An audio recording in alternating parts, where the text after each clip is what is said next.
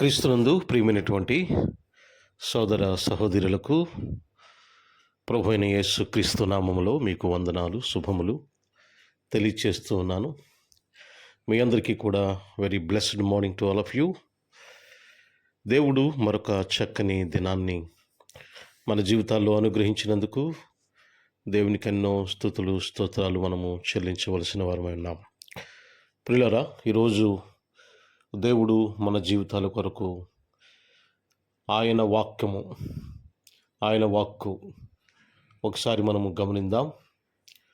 ఆదికాండము 2వ అధ్యాయము 18వ వచనము.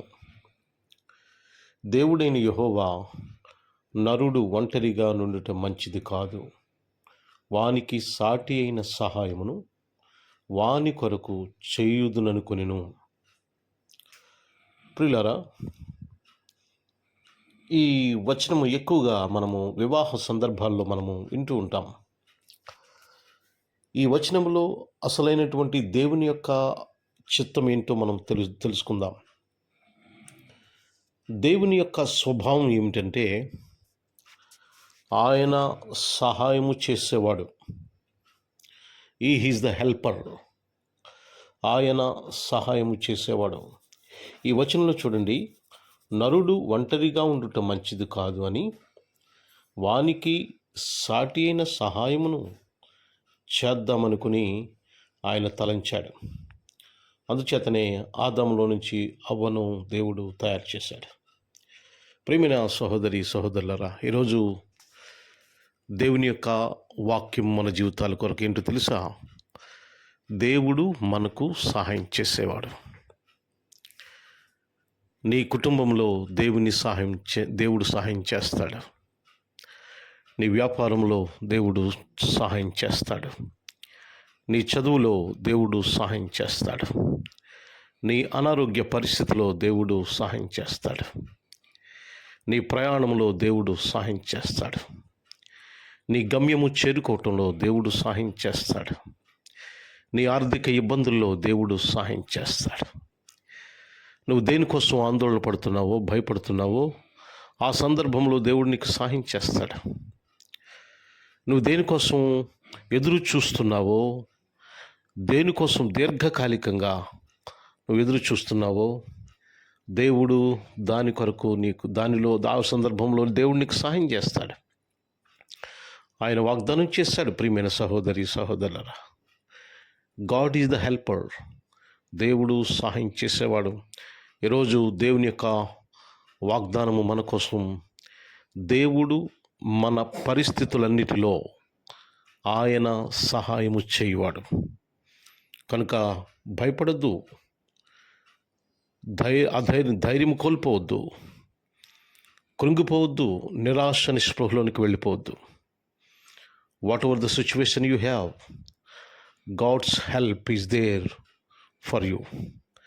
దేవుని సహాయం నీ కోసం ఉంది అనే సత్యాన్ని మర్చిపోవద్దు. చాలామందికి నిరాశ నిస్పృహ ఎదురవుతుంటుంది.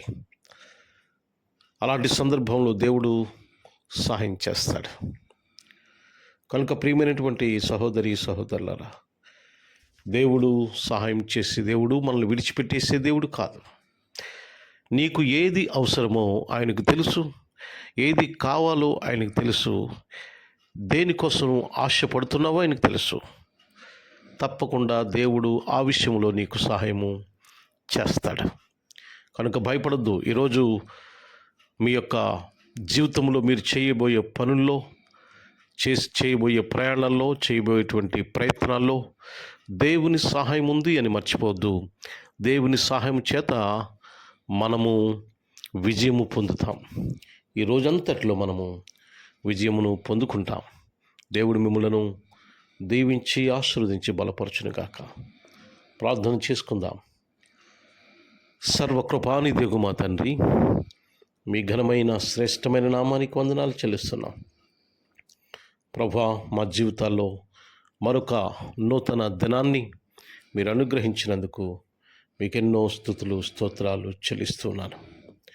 దేవా, ఈ దినాన్ని మీ వాగ్దానం మేము జ్ఞాపకం చేసుకుంటున్నాం.